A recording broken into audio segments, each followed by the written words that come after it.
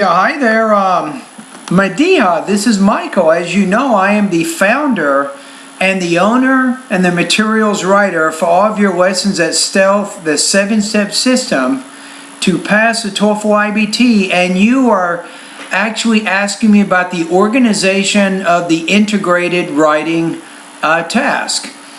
So you said, should I summarize the listening passage and explains how it cast doubt on the reading? My question is, should we start from the listening passage, then describe the ideas of the reading, or can we start from the reading passage as I do in the test?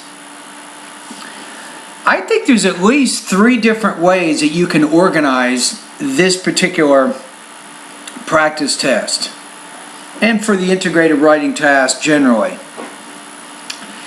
The first way would be this. In the beginning, in the first paragraph, you explain what the 3 points are in the reading, and then you mention how the lecture disagrees with each of these points. Then in your next paragraph, your second paragraph, you discuss reading point 1, reading point 2, and reading point 3. Then in the third paragraph, you explain the counterpoints, listening counterpoint 1, listening counterpoint 2, listening counterpoint 3. Explicitly showing how it is different from the information you just mentioned in the previous paragraph, and then you have a conclusion. Now that would be, we have 4 paragraphs, right? So you have your introductory paragraph, you have your second paragraph talking about the 3 points of the reading, your third paragraph talks about the 3 points of the listening, then you have your conclusion.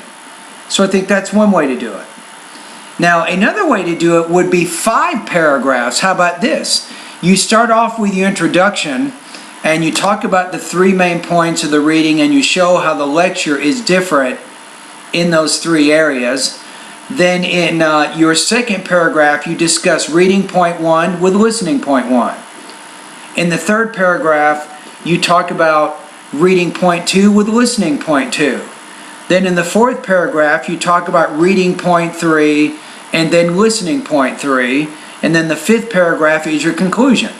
So I think that's another way you can do it. So if you're not sure what I'm talking about, go on the internet and look at compare and contrast organizational patterns. There's 2 ways to do it, either using chunking, like my first example of putting all the reading in one paragraph and all the listening points in the next paragraph. You can also do what's called sequencing and organizing your ideas.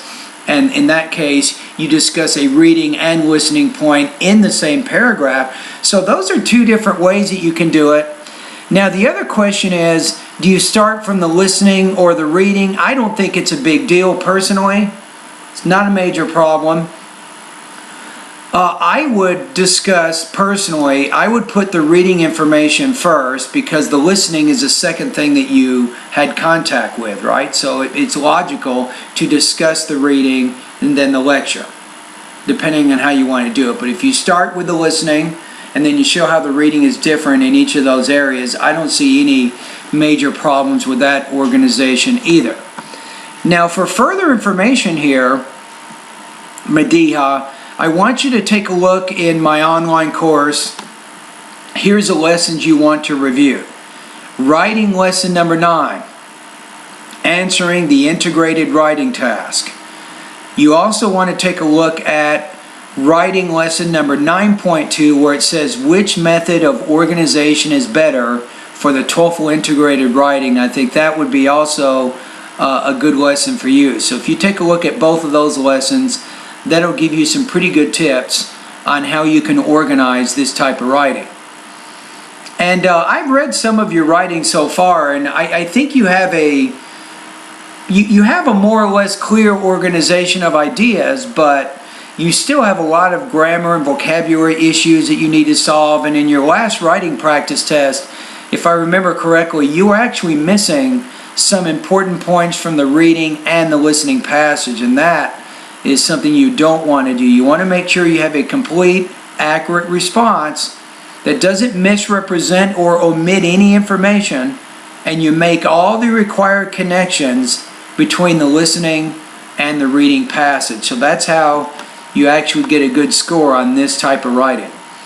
And thank you for your comments, and keep up the good work.